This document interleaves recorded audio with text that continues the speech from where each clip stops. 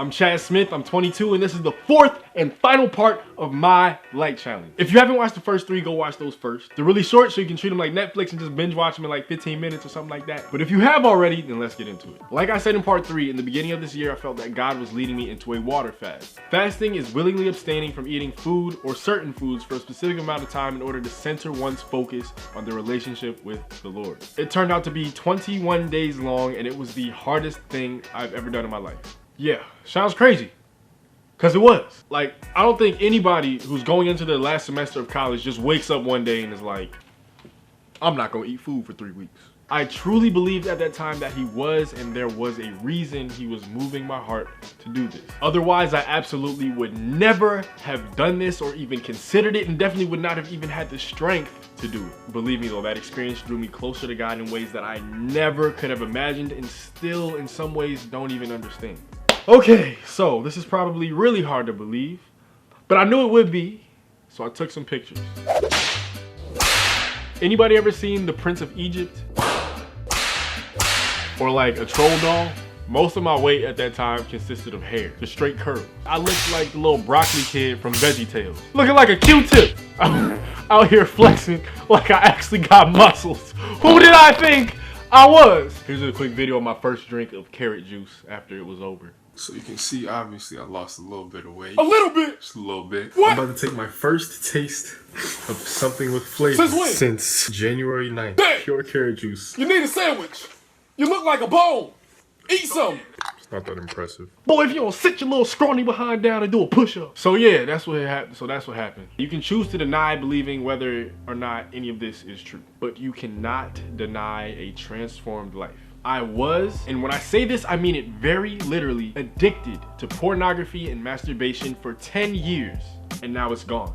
I spent 10 years of my life, and I'm 22, trying to fight off this addiction and losing over and over and over and over and over and over and over again. As of today, this very day and time that I posted this video, it has been exactly 9 months since God totally freed me from it. And I know for a lot of people who might be struggling with the same thing that might sound crazy, because it is. Prayer, having accountability partners, setting boundaries for yourself, being careful of the conversations that you have with people, being intentional about what you allow yourself to watch and how late you stay up, and knowing what your triggers are. Those are all very helpful strategies for resisting and fighting temptation. But in my personal life, the only thing that changed between the time that I was and was not struggling with my addiction was my full belief and faith that Jesus would be the only one to take it from me. Don't get me wrong, temptation is still an everyday thing. I still have to make sure to keep my guard up and stay humble in remembering that it was all his doing and not mine. But the difference now is that I just no longer have any desire to give into temptation. He just snatched it and threw it away like a bad weave in a cat fight. That joint gone.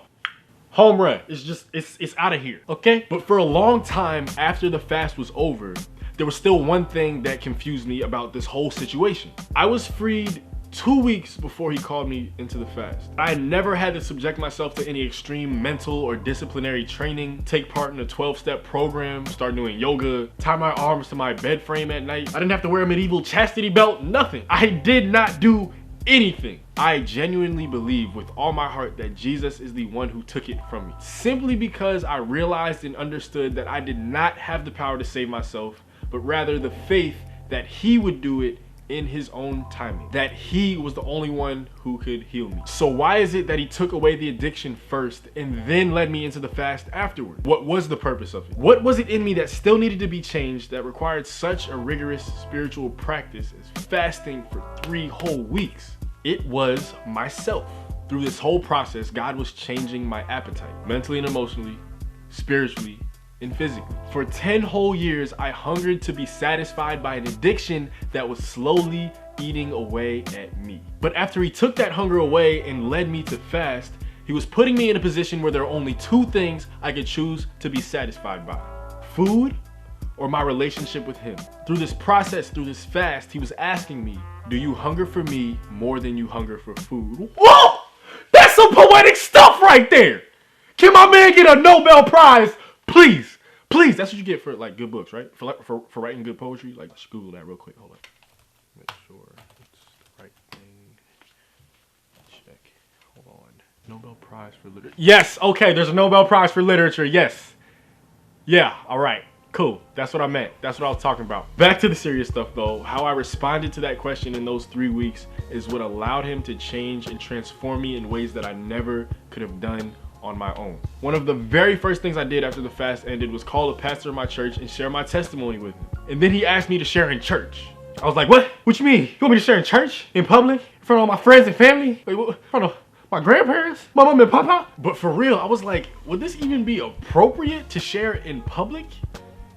In church? But that is exactly why God led me through it and brought me out of this darkness in the first place, to speak up about it. And I honestly believe that these taboo topics that are considered inappropriate need to be spoken up about and talked about in church more than anywhere else. So that very next Sunday I did. And the way people reacted surprised me. It was overwhelmingly positive. So many people came up to me and said that they were thankful just for the fact that I was bold enough to share. Turns out a lot of people were struggling with the exact same thing and needed to hear my story, and overall people were just praising God for what he did in my life. But there was one woman in particular who really stood out to me. She came up to me in private and told me about her son. She said that they always pray together about his struggle. They set locks on his phone. They block websites. They make sure he goes to bed at a certain time and all this other stuff. She was telling me how nothing has been helping at all. She asked me what advice I can give her to help, and right as I was about to say something that I thought made sense, the Holy Spirit put this on my heart. He's got to have faith and be obedient and trust in him, but it will happen in God's timing, and it's simply not your son's time yet.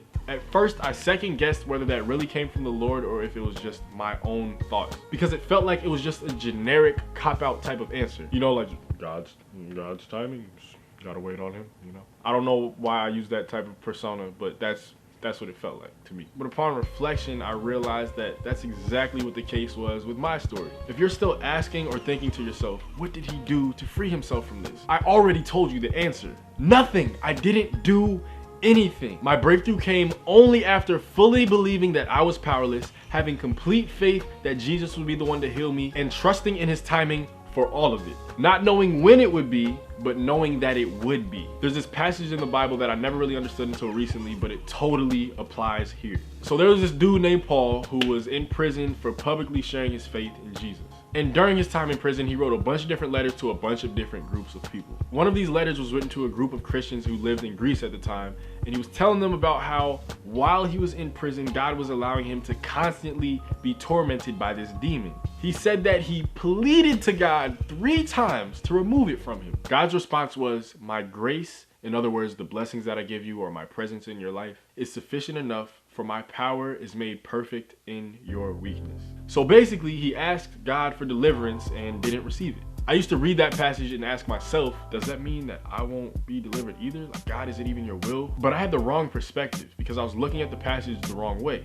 My struggle, sin, suffering, whatever you want to call it. It was never about me. This is what Paul understood in going through his darkness, and this is what I now understood after having gone through my own. My walk through darkness wasn't about me, it was about something that's far greater. And that is sharing with you how God is able to take our sin, suffering, struggles, and weaknesses and perfectly show us his power through them. He allows us to walk through darkness so that we'll know how and be able to shine light into others' lives so that he will be glorified. That darkness that used to be in my life has since been replaced by the light and freedom that I now have through my faith and belief in Jesus. But I believe that it's not just for me to have, because he promises to freely give to all who believe in him rest, healing, satisfaction, love, joy, peace, patience, kindness, goodness, faithfulness, gentleness, self-control, a completely transformed life that's worth living every single day, and a place in his kingdom with him forever. And that might sound crazy to you, because it is crazy.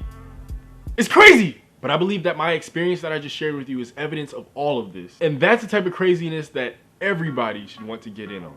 In my personal life, as I have sought out Jesus first and Jesus alone, he has given me every single thing that I mentioned to you and exceedingly and abundantly more. And I know that he will do the same thing for you because I am no exception. So if anything in this video spoke to you, go ahead and share it or comment below. Or if you don't agree with what I said in the video, then comment below and I'll be down to have a friendly conversation. Also, you can subscribe if you want to because I'd appreciate that. But hey, God bless y'all and let your light shine.